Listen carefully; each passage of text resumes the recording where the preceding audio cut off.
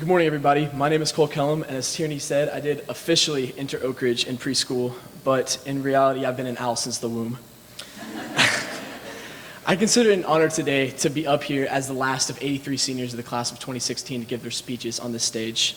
So far, the speeches have ranged from being yourself, to sleeping, to creativity, to procrastination, to movies, to puns, and that's just to name a few. Today I plan to add my passion to the list, and that is guitar and the impact that it's had on my life through music. That's a picture of me with a couple of my guitars up there. And the guitar on the right up there was my first guitar that I got, and as you can tell, it looks like a total heavy metal guitar, and it's pretty big, especially for a 7-year-old in first grade. And I started lessons pretty soon after I got that guitar with the former choir director here named Mr. Ward. But my little first grader arms and hands weren't long or big enough to reach the end of the neck and make the chords needed to play the guitar. So he advised that I pick up lessons again later on in my life, which I took him up on that. So I really started playing the guitar again and taking lessons when I was in middle school with the man who I attribute most of my musical talent to today. His name was Brian Lacey.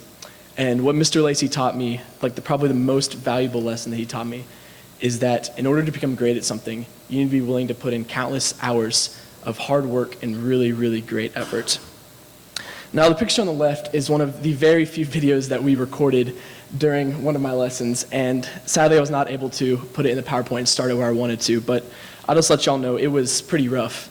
And the worst part about that was that I thought that I was so good at the time. Really, I needed a lot more practice to become great at guitar. So if you could have seen that video, my lack of experience would have been obvious. But so now you might have to use your imagination a little bit to see how much I've improved, but this next video clip might help.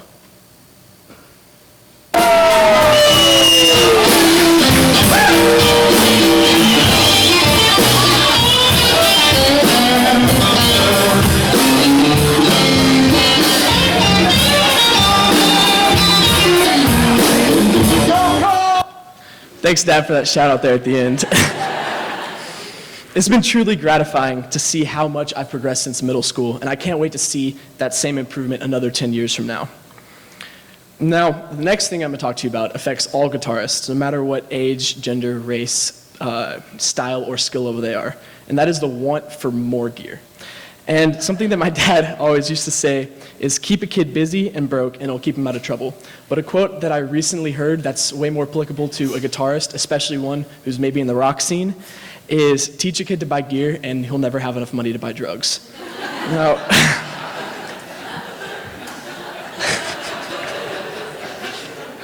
that one may be a little bit more direct and unfiltered than what my dad said, but it's very true. Any good guitarist is always obsessed with buying more quality gear.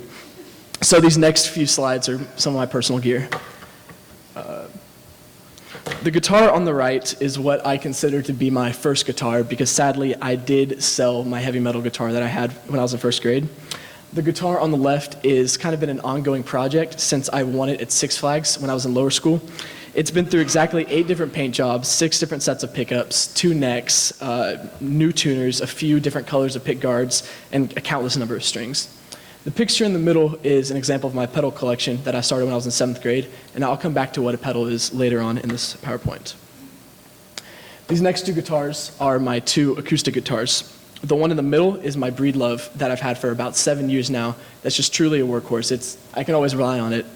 And the one on either side of it, the one that's actually on stage here today, is my Taylor 214 CE K Deluxe Grand Auditorium with a hard shell case.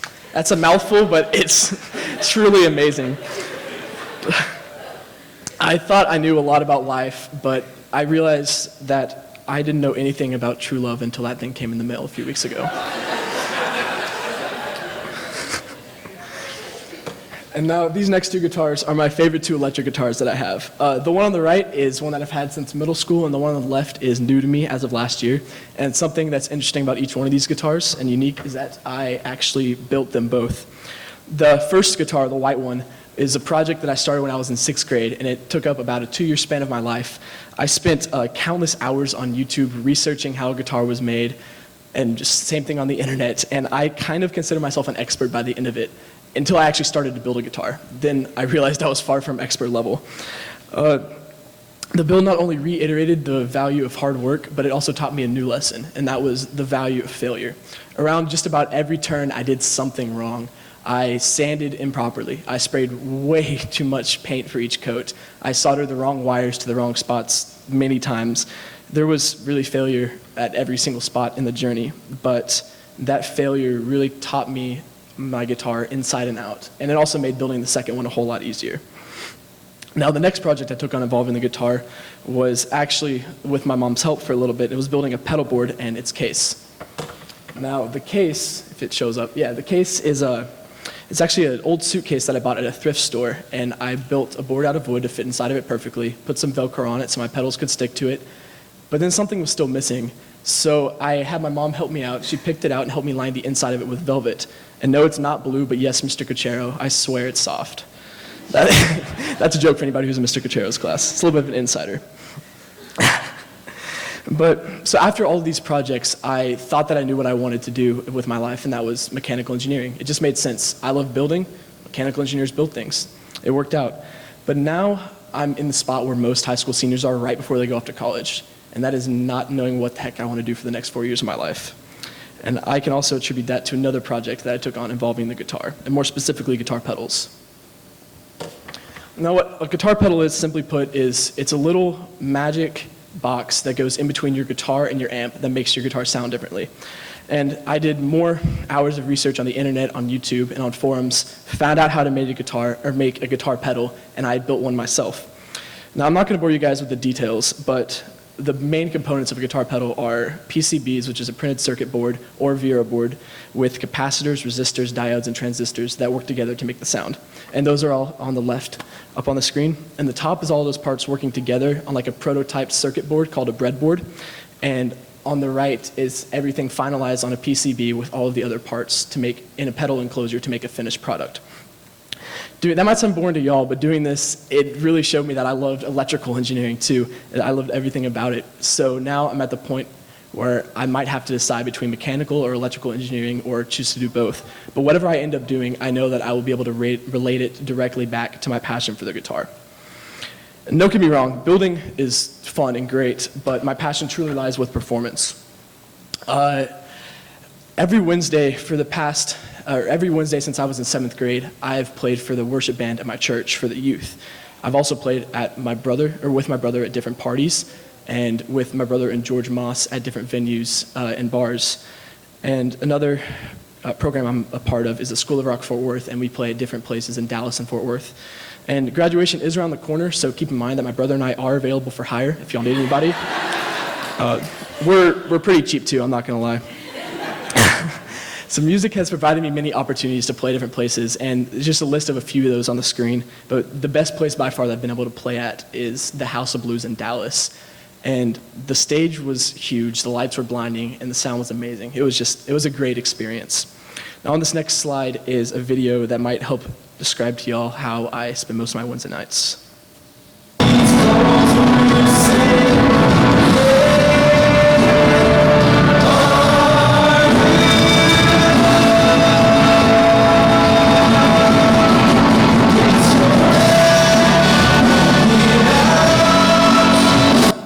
Most of y'all probably didn't see this, but that's actually Cade right there too, in a little cage we made that we keep the drummers in. We don't let him out that much on Wednesdays.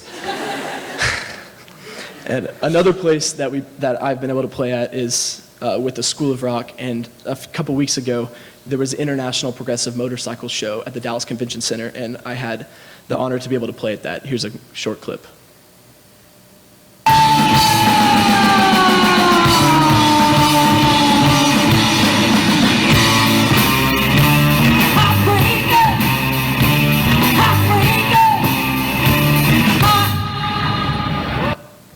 Now, that's a very different style of music, but no matter where I get to play, it's truly amazing. Music allows me to relieve stress, to express my creativity and emotions, and it also can be used as a great tool to develop close relationships quickly. And I plan on taking advantage of this when I go off to college or wherever that might be, to make friends quickly and also get involved with the church. One more thing that music gives me is a very close relationship with my brother, since we both play. Being the last senior of the class of 2016 to present, I wanted to end things a little bit differently. So at this time, I'd like to ask my brother to come join me on stage, and we're going to perform an original song for you guys called Please Come Back.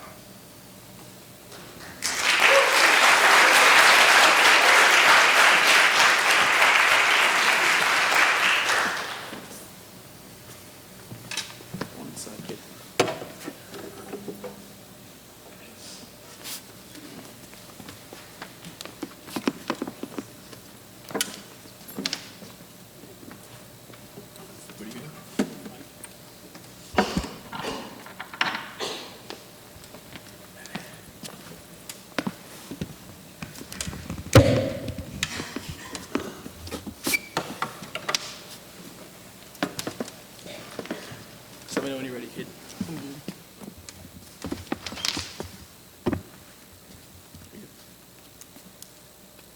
Set the music down.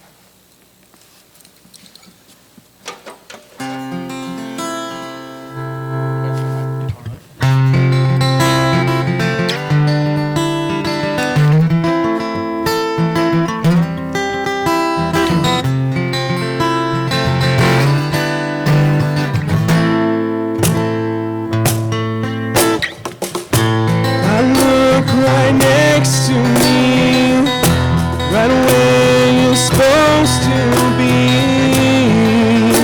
But you're not there. I'm wondering where you are, and if you're lonely too. Won't you please come back? Oh, won't you come back to me? Everything's another first, and I have to do it without you. I don't know if I can.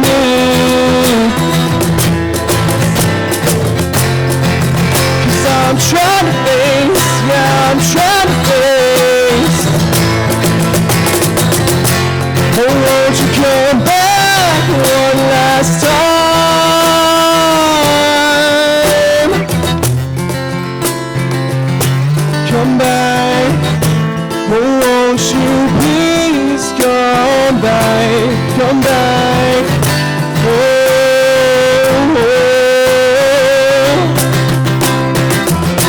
Come back, come back, oh, won't you please come back, come back, come back.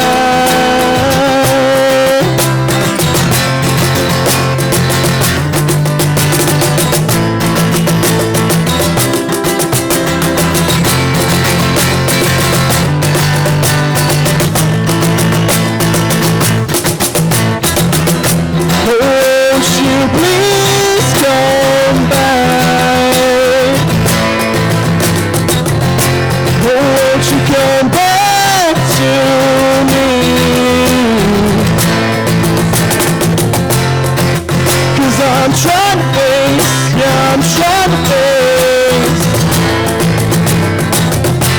Oh, won't you come back one last time?